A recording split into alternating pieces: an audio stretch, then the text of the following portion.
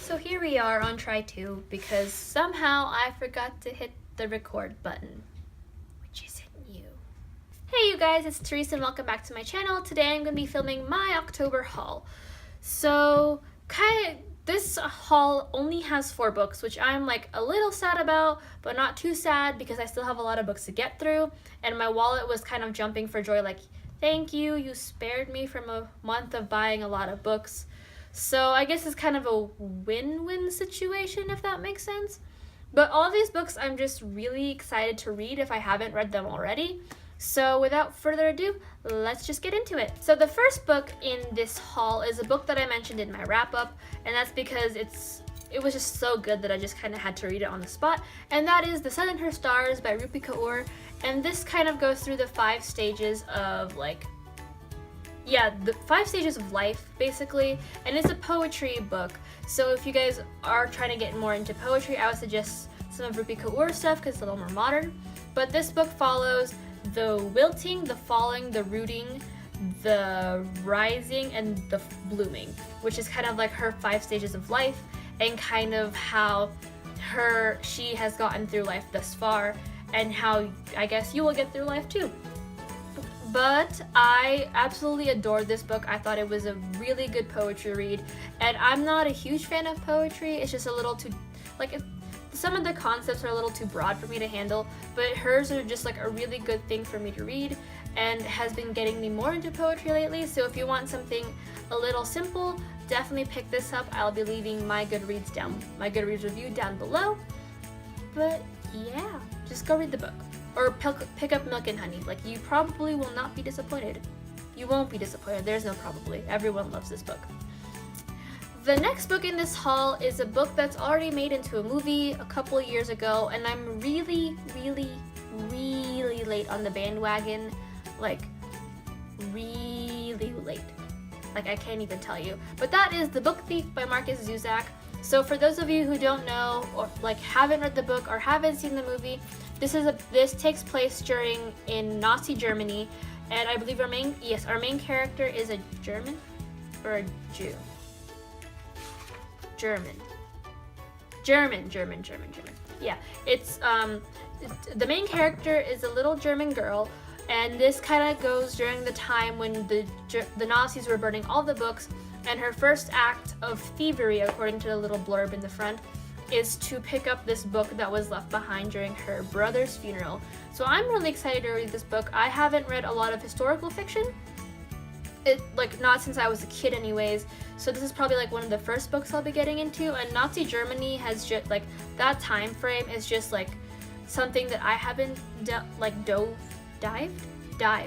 dived into in a while, or at all really. So I'm really excited to pick this up, and hopefully it'll get me some more insight on what the world is like without books, because books are a big part of my life. And then maybe I can watch the movie finally without feeling really guilty.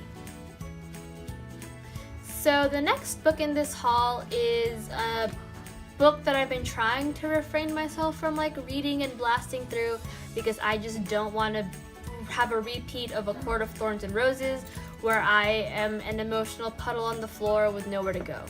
But that is Scarlet by Marissa Meyer. So for those of you who don't know, Scarlet is the sequel to Cinder, and this book takes place in this kind of dystopian future where the plague has come back. We have an evil queen from the moon coming down trying to take over. There are cyborgs and androids and humans running around. And Cinder, since the Lunar Chronicles takes place with some weird retellings of fairy tales, Cinder was obviously Cinderella, and now we have Red Riding Hood. I almost said Sleeping Beauty. Where did I get Sleeping Beauty from this cover? I can literally see the red cloak out of the corner of my eye. But anyways, this is the second book to the series, and this not only follows Cinder, but also Scarlet, who's on the hunt for her grandma and runs into the wolf, who is a street fighter. So, actually that makes me want to read it right now. No, I'm not going to read it. But hopefully I'm going to get to this book soon without blasting through it and then blasting through the rest of the series and then sobbing a little because I have nowhere to go and the series is already finished. This seems to be a running theme with the books that I've been reading lately. So the last book in this haul is a book that's been really kind of, I want to say, starting a dialogue, and it's been a really good book. I've heard nothing but good about it from BookTube, and it's been one that I've been wanting to pick up but just haven't, like, it seemed a little daunting to me because everyone seemed to love it and I want to love it, and I don't want to be that sole person that's like, well, but I'm assuming, I just have a feeling I'm going to absolutely adore this book, and it'll be great, and I'll be crying, it'll be okay. And that book is The Hate You Give by Angie Thomas. Now, for those of you who don't know, this follows a 16-year-old girl named Star who ends up moving schools after watching her best friend be brutally murdered by a police officer while he is unarmed. Now, I think that given the current political climate, this should be opening up a lot of dialogue, and I want to read it and see kind of not only what is the hype about it, but also what's the word?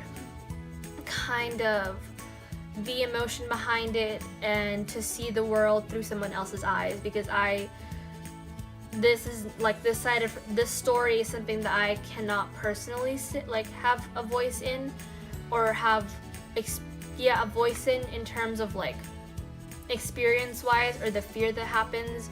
So I really want to read this book, and I just know I'm gonna love it because everyone else has loved it, and I feel like this is kind of like books like this is very important to start up a dialogue that everyone seems to be so afraid of. So hopefully I'll get to this soon, and I'll be able to go ahead and kind of help start up that dialogue as well. But that is it for my October haul. Like I said, this is a really, really tiny haul, like tiny, but if you guys have read any of these books, leave your thoughts, your spoiler-free thoughts, very important, down below. And if you guys have any other recommendations you guys want me to like pick up in November, leave them down below as well. But other than that, hit like and subscribe, and I'll see you guys on Saturday. Bye!